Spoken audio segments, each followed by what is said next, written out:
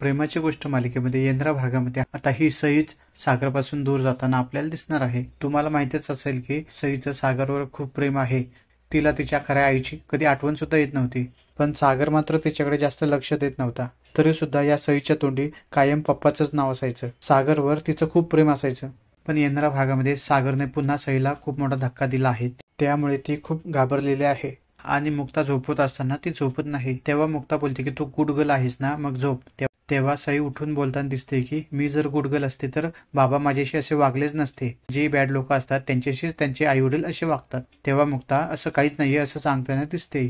यानंतर सई जे बोलते त्यामुळे मुक्तासोबतच इंद्राला सुद्धा खूप मोठा धक्का बसतो। पप्पांवर खूप जीव असणारी ही सई आता सागरने तिच्यासोबत केलेल्या गोष्टीमुळे माझे बाबा चांगले नाहीयेत, मला माझे बाबा आवडत नाही असं सांगताना आपल्याला दिसते। याआधी सईचं सागरवर खूप प्रेम असायचं, पण आता मात्र ती सागरपासून दूर जाण्याचा प्रयत्न करते। इंद्रा सुद्धा समजवण्याचा प्रयत्न करते, परंतु सई ही समजून घेतच नाही।